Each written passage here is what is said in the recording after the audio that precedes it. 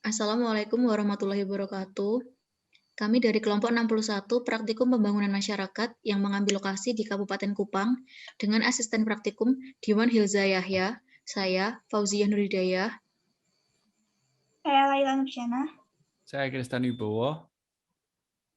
Dan saya Ramadan. Yang akan kami sampaikan pertama adalah profil Kabupaten Kupang. Nama dari kabupaten atau kota yang kami pilih adalah Kabupaten Kupang yang terletak di Provinsi Nusa Tenggara Timur. Visi dan misi dari Kabupaten Kupang tersendiri adalah terwujudnya masyarakat Kabupaten Kupang yang maju, mandiri, dan sejahtera, beriman, berlandaskan karakter budaya bangsa pada tahun 2023. Dengan misi, yang pertama, terwujudnya sumber daya manusia yang berkualitas, berdaya saing, berintegrasi, dan berkarakter. Yang kedua, terwujudnya kedaulatan ekonomi daerah berdasarkan prinsip ekonomi kerakyatan. Yang ketiga, terpeliharanya nilai-nilai budaya sebagai modal sosial atau social trust bagi pembangunan ekonomi kerakyatan. Yang keempat, terwujudnya tata kelola pemerintahan yang baik atau good governance dan penegakan hukum atau law dan regulation dalam rangka terwujudnya rasa aman, damai, yang berkeadilan. Yang kelima, terwujudnya pembangunan untuk semua atau pemerataan pembangunan daerah. Dan yang selanjutnya ada batas wilayah. Kabupaten Kupang pada sebelah utara berbatasan dengan Laut Sawu dan Selat Ombai. Di sebelah selatan berbatasan dengan Samudra Hindia. Di sebelah timur berbatasan dengan Kabupaten Timur Tengah, Selatan, dan Ambino atau Timur Leste. Di sebelah barat berbatasan dengan Kabupaten Rotendao, Kabupaten Saburai-Jua, dan Laut Sawu. Lalu, suhu dari Kabupaten Kupang berkisar antara 24 sampai 32 derajat Celcius dengan curah hujan 7 sampai 287 mm. Yang selanjutnya adalah sosial dan kependudukan Kabupaten Kupang. Jumlah penduduk di Kabupaten Kupang sebanyak 3.066.383 jiwa, dengan total perempuan sebanyak 180.542 jiwa, dan laki-laki 185.841 jiwa. Luas wilayah beserta peruntukannya 53.958,28 km persegi yang terdiri dari wilayah daratan seluas 7.178,28 km persegi dan wilayah laut seluas 46.780 km persegi. Dengan lahan tanaman sayur dan buah sebanyak 1.897 hektar, biofarmaka sebanyak 22.804 meter persegi, dengan luas lahan tanaman hias sebanyak 853 meter persegi. Luas lahan pertanian yang bukan sawah mencapai 5.809.207,1 hektar, luas lahan sawah 21.252,4 hektar, luas hutan 2.709.701,10 hektar, lalu luas lahan kritis sebesar 5.586,30 hektar. Pekerjaan persentase menurut status pekerjaan utama. 1. Berusaha sendiri 23,23%. 2. Berusaha dibantu buruh tidak tetap atau tidak dibayar 28,67%. 3. Berusaha dibantu buruh tetap atau dibayar 1,80%. 4. Buruh atau karyawan 19,94%. 5. Pekerja bebas di pertanian 0,45%. 6. Pekerja bebas non-pertanian 0,97%. 7. Pekerja keluarga atau tidak dibayar 24,95%. Kondisi pertanian peternakan. Pertanian, luas lahan sawah 21.333 hektar. Lahan pertanian bukan sawah 589.207 hektar. Bukan lahan pertanian 271.465 hektar. B. Produk hasil pertanian, padi 138.592,40 ton. 2. Padi sawah 113,5 296,30 ton. Padi ladang 24.556 ton. Jagung 129,81 ton. Ubi kayu 17.525,60 ton. Ubi jalar 751,80 ton. Kacang tanah 1.520,40 ton. Kacang hijau 186,81 ton. Sorghum 8,10 ton. Peternakan, ternak besar 1 sapi potong. Peternakan, ternak besar sapi potong 289 ekor. Kerbau 1.957 ekor. Kuda 4.913 ekor. Ternak kecil, babi 429.232. Kambing 146.822 ekor.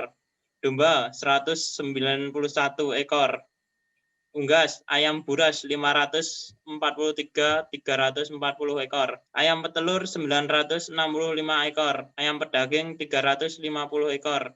Itik atau itik Manila 350 ekor. Bebek 2.546 ekor. Burung puyuh 15 ekor. Produk hasil peternakan. Daging ternak besar 1 sapi potong 1.744.842,50 kg.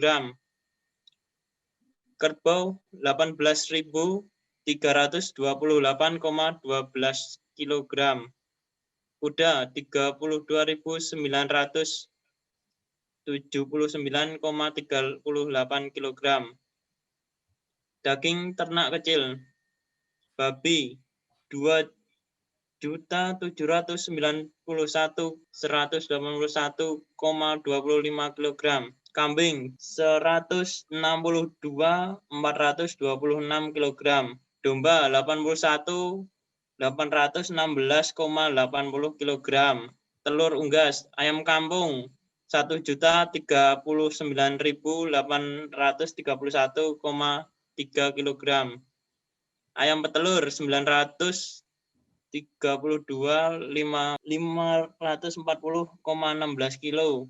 Ayam pedaging nil.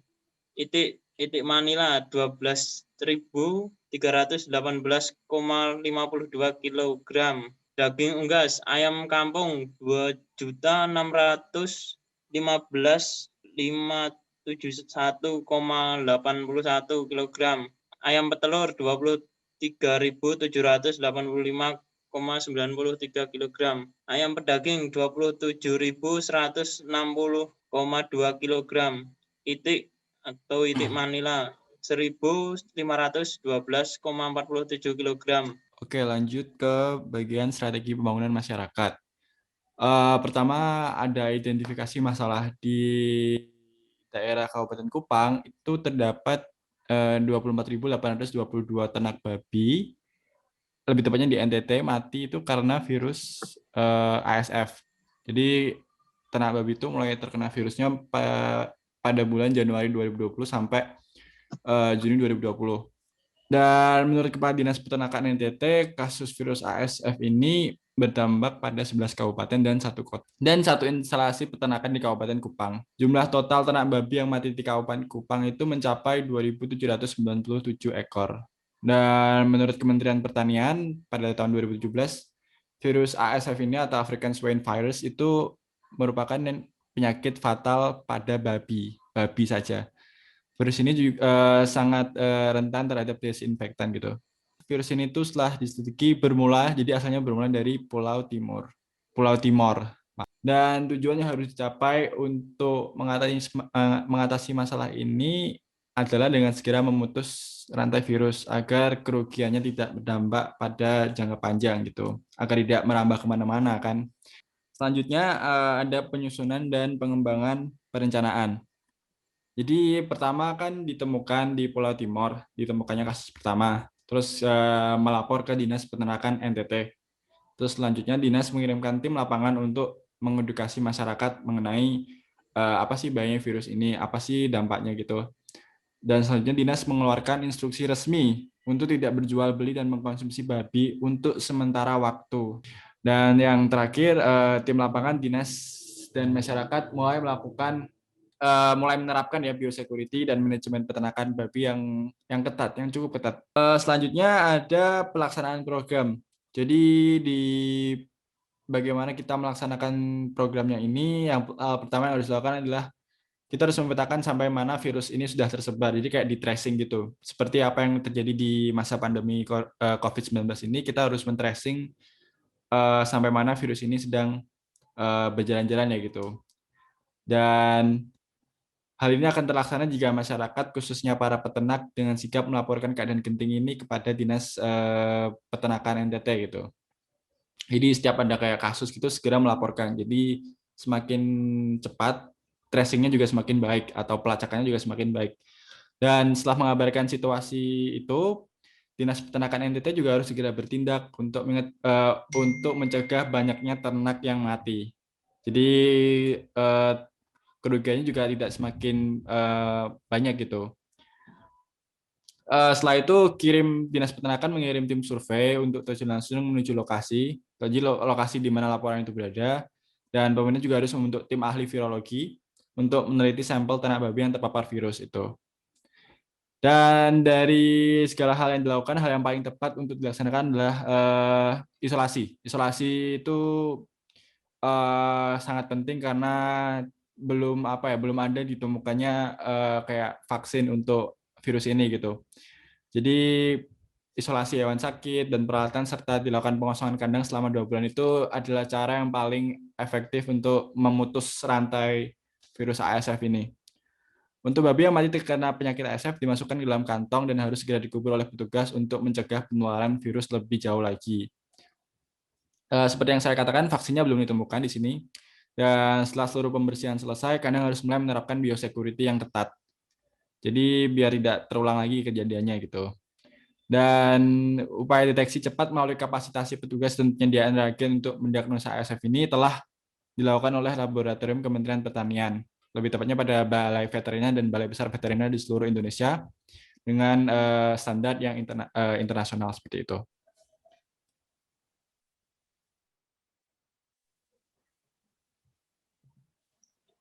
Yang selanjutnya adalah evaluasi. Evaluasi dilakukan oleh dinas dan masyarakat ternak yang terdampak. Hal pertama yang harus dievakuasi adalah kebersihan kandang dan pakan, karena virus ini dapat berasal dari pakan yang terpapar. Kemudian tipologi pembangunan. Tipe tipologi yang tepat diterapkan di daerah Kabupaten Kupang yang disesuaikan dengan adanya kasus virus ASF adalah menggunakan topologi jangka panjang. Dengan begitu, masa depan peternakan daerah Kabupaten Kupang dapat diprediksikan dengan asumsi kecenderungan sekarang akan berkelanjutan. Perencanaan jangka panjang memusatkan pada tujuan jangka panjang dan terus melihat ke depan juga belajar dari kesalahan dan kasus-kasus yang terjadi. Setelah ditelusuri dari kasus yang muncul di Kabupaten Kupang, perencanaan jangka panjang dan pendekatan bottom up adalah langkah yang paling tepat untuk dilakukan. Mengapa pendekatan bottom up adalah karena pendekatan ini dibuat berdasarkan kebutuhan, keinginan, dan permasalahan masyarakat. Upaya bottom up adalah upaya yang perencanaannya diusahakan melibatkan seluruh pihak dari awal. Kesimpulan dari praktikum ini adalah metode yang dipilih adalah menggunakan metode studi dokumen. Karena metode studi dokumen tidak dilakukan secara langsung atau tatap muka, maka data tidak terpengaruh oleh hadirnya peneliti dan narasumber. Studi dokumen dapat menjangkau jauh dengan data yang akurat. Studi dokumentasi yang kelompok 61 lakukan kebanyakan mengambil data sekunder dari BPS dan website daerah penelitian. Berikut adalah data-data yang kami ambil untuk acuan untuk dijadikan studi dokumen pada praktikum ini. Sekian dari kami, kurang lebihnya mohon maaf. Wassalamualaikum warahmatullahi wabarakatuh.